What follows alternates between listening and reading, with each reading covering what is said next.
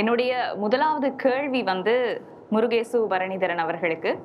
கடந்த 30ஆம் திகதி திசமாராமேல எதிர்கட்சி தலைவர் சஜித் பிரேமதாச ஒரு கருத்தொன்று தெரிவிச்சிருந்தாரு. அவர் சொல்லியிருந்தார் என்னண்டா, இந்த முறை உள்ளூராட்சி மன்ற தேர்தல்ல தங்களுக்கு பெரும்பான்மை கிடைக்கும், அதாவது அதிக வாக்குகளை பெறுவாங்க, பிரதேச சபைகளை பிடிப்பாங்க. அந்த நேரத்துல மத்திய அரசாங்கத்தால நீங்க காசு கொடுத்தாலும் உண்டு, கொடுக்க இல்லைண்டாலும் உண்டு, நாங்க அதை செய்வோம் அப்படின்னு சொல்லி அவர் அந்த கருத்தை தெரிவிச்சிருந்தார். நீங்க ஜனநாயக மக்கள் முன்னணியில பொதுச் செயலாளரா இருக்கிறீங்க, அதாவது ஐக்கிய மக்கள் கூட்டணியில ஒரு பங்காளி கட்சி என்ற அடிப்படையில தான் இந்த உங்க கேள்வியை உங்ககிட்ட தொடுக்கிறேன். இதை பார்க்குற நேரத்துல எங்களுக்கு அதிகாரம் தான் தேவை, எங்களுக்கு காசு தேவை இல்லை, நிதி ஒதுக்கீடு தேவை இல்லைன்றதான் எங்களோட அவர் சொன்னதுல நிலைப்பாடு மாதிரி எனக்கு தோணுது. அது பற்றின உங்களோட நிலைப்பாடு என்ன அப்படின்றது என்னுடைய முதலாவது கேள்வியா இருக்குது.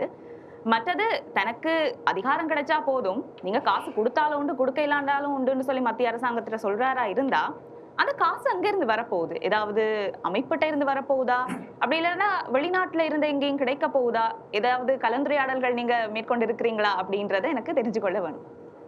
ரொம்ப நன்றி, நல்ல கேள்வி. இது எங்கிருந்து ஆரம்பித்ததுன்னு சொன்னா, அதிமேதகு ஜனாதிபதி அவர்கள் முதலாவதாக இந்த கருத்தை வெளியிட்டார். எங்களுடைய அதிகாரத்துக்குள் வராத பிரதேச சபைகளுக்கு, உள்ளூராட்சி மன்றங்களுக்கு மத்திய அரசாங்கத்திலிருந்து நிதி ஒதுக்குவது அல்லது நாங்கள் நிதி வழங்குவது கொஞ்சம் பிரச்சனைக்குரிய விஷயம் என்பதாக சொன்னார். அவர் சொன்னார், நாங்கள் அல்லாத வேறு யாராவது வந்தால் ஊழல் பண்ணுவாங்க, பிறகு கதையை மாற்றி அப்படி சொன்னாங்க. சரி, அது பிறக்கட்டும்.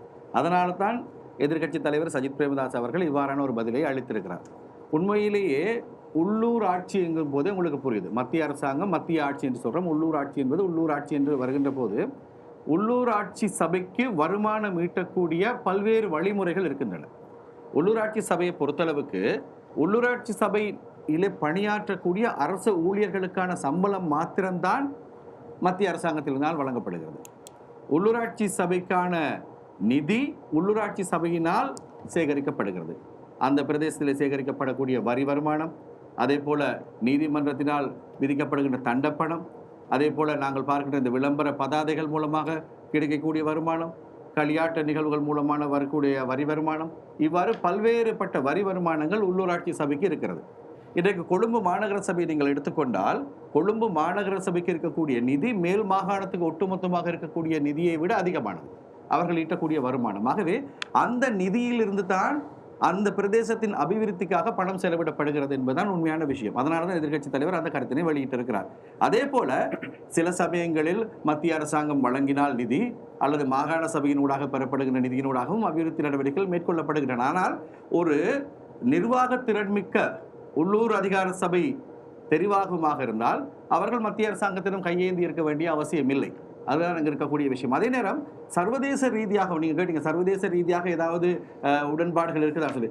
சரியாக ஒரு சர்வதேச தொடர்பு மிக்க ஒரு அணியிடம் நீங்கள் உள்ளூர் அதிகார சபைகளை வழங்குகின்ற பொழுது அவர்களால் முடியும் முக்கியமான நாடுகளில், பிரதானமான நாடுகளில் இருக்கக்கூடிய அந்த நகரங்களோடு இந்த நகரங்களை இணைத்துக் கொள்வதற்கு அல்லது ஒரு ஒருங்கிணைப்பு நடவடிக்கையை மேற்கொள்வதற்கு அவ்வாறு மேற்கொள்ளக்கூடிய வாய்ப்புகளும் இருக்குது. அதனூடாகவும் கூட அபிவிருத்தி நடவடிக்கைகளை மேற்கொள்ள முடியும். குறிப்பாக ஒரு பிரதேசத்தை எடுத்துக் சொல்லுங்கள், இல்லாவிட்டால் ஒரு நகர சபையை எடுத்துக்கொள்ளுங்கள், இன்னொரு சர்வதேசத்தில் இருக்கக்கூடிய ஒரு நகரத்தோடு இந்த நகரத்துக்கான ஒரு இணைப்பை ஏற்படுத்திக் கொண்டாலும் கூட அபிவிருத்திகளை மேற்கொள்ள முடியும். உலகத்திலே சர்வதேச ரீதியாக இவ்வாறான நடைமுறைகள் இப்பொழுது பின்பற்றப்பட்டு வருகிறது. அவர் கூறினது என்னன்னு சொல்லி சொன்னா, நீங்க காசு கொடுத்தாலும் உண்டு, கொடுக்க இல்லைண்டாலும் உண்டுன்றத கருத்தை தானே அவர் சொல்லி இருந்தாரு. இப்ப கொடுக்காத பிரச்சனை இல்லை தானே. அதாவது நான் கேட்கிறேன், உங்களுக்கு அதிகாரம் தான் முக்கியமா? பிரதேச சபையோ அல்லது உள்ளூர் அதிகாரத்தினுடைய அதிகாரம் எங்களிடம் ஒப்படைக்கப்படும் பட்சத்தில் அதற்கான நிதியை திரட்டிக் கொள்ளக்கூடிய திறமை, அதை நிதியை பெற்றுக்கொள்ளக்கூடிய ஆற்றல், வெளிநாடுகளிலிருந்து நிதியை பெற்றுக்கொள்ளக்கூடிய முறைமை எங்களுக்கு தெரிந்திருக்கிறது.